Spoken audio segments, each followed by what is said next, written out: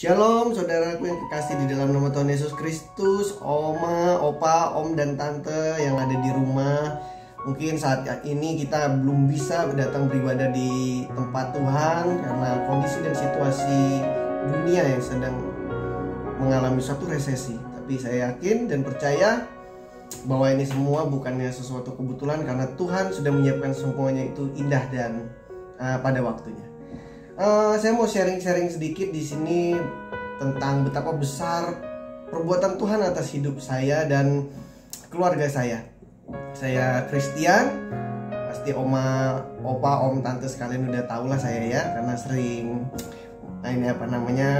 mondar mandir di rumah Bu Seli, nggak tahu ngapain ya di rumah Bu Seli, pokoknya mondar mandir aja. Oke, saya seorang blind pianis. Saya mengalami kebutaan sejak umur 9 tahun. Awalnya kebutaan ini sama seperti kita penyakit kayak kita minus aja, saya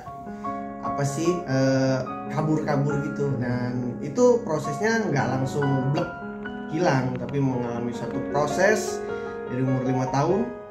Prosesnya itu mulai berangsur-angsur kayak pelan-pelan tapi pasti gitu. Nah, di saat umur 9 tahun itulah puncaknya ketidakmelihatan saya atau puncak dari kebutaan saya. Awalnya secara manusiawi, secara kedagingan saya merasa gak terima, kok Tuhan begini sih, kok saya harus dapat ujian atau cobaan yang seberat ini Tuhan, kenapa Tuhan ambil penglihatan saya. Sekian lama saya bergumul ya, akhirnya saya mulai mencoba belajar yang namanya musik. Dari umur 10 tahun saya masuk ke salah satu sekolah luar biasa yang ada di Kalimantan. Sebelumnya saya sekolah di sekolah umum, dan sekolah tersebut tidak bisa menerima saya kembali dikarenakan kondisi mata saya yang tidak melihat. Jadi sekolah tersebut mengeluarkan surat pengeluaran saya. Jadi statusnya saya dikeluarkan dikarenakan tidak bisa melihat. Tapi ya itulah hebatnya Tuhan dan ajaibnya Tuhan.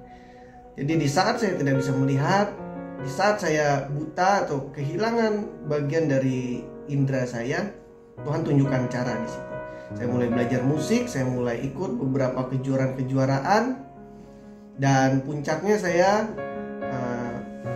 ikut salah satu kompetisi musik klasik yang ada di Jakarta, dan ini event internasional. Dan waktu saya belajar piano klasik, guru saya sendiri atau beberapa sekolah musik di Jakarta atau di Indonesia bahkan bisa dikatakan tidak bisa menerima anak dengan kedisabilitasan tunanetra.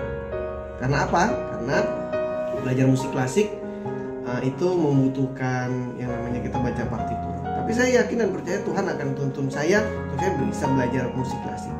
Di satu ketika saya bersama mama saya datang ke satu sekolah musik yang saya anggap sekolah musik terakhir untuk saya. Terakhir saya kunjungin, karena saya nggak tahu lagi kalau udah dari sini kemana lagi. Dan disitulah Tuhan pertemukan saya dengan guru saya. Nah, disitulah guru saya juga gambling bagaimana cara mengajar saya, karena terus terang tunanetra itu belajar hanya menggunakan feeling, sedangkan musik klasik membutuhkan penglihatan karena membutuhkan baca partitur. Dan sudah saya dikasih percobaan selama kurang lebih 1 bulan, dan saya nantang guru saya, kalau saya dalam 1 bulan tidak bisa mengikuti pelajaran yang diberikan oleh guru saya siap untuk keluar. Dan masuklah saya ke hari Minggu pertama. Saya ingat waktu itu tanggal 5 November 2014 saya belajar, dan saya lebih gilanya lagi, mama saya bacain ada yang namanya brosur tersebut menerangkan kalau ada kompetisi piano klasik yang diadakan di tahun 2015. Wah, saya kayaknya tertantang banget, tertarik gitu. Akhirnya saya bilang sama guru saya, Pak, saya mau ikut kompetisi. Di situ guru saya juga gambling. Guru saya jadinya kayak ini anak gila kali ya. Mungkin guru saya berpikir seperti itu dulu ya.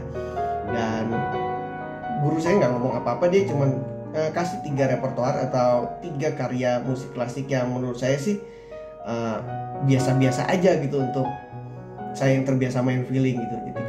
Jadi perlombaannya itu Agustus, saya masuk November 2014.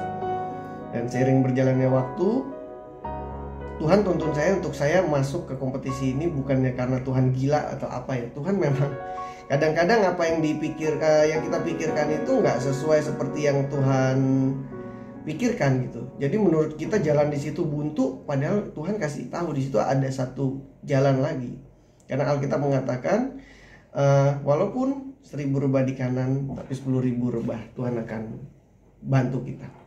Jadi ada satu ayat Alkitab di 1 Korintus 10 ayat 13 kalau saya tidak salah. Di situ Tuhan berbicara tentang kalau Tuhan itu tidak akan memberikan pencobaan melebihi batas kekuatan kita.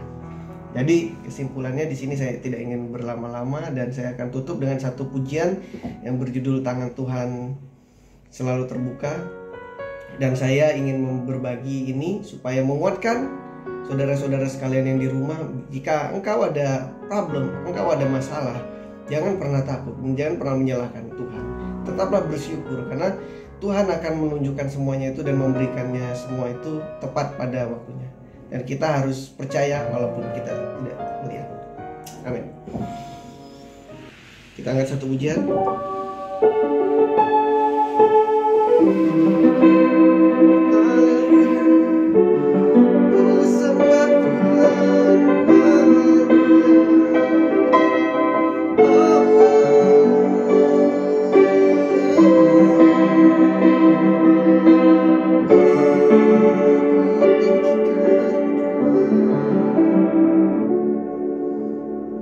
Segala yang telah terjadi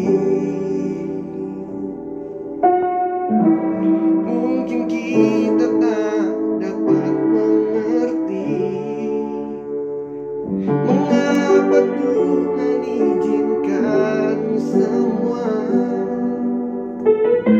masalah silih berganti.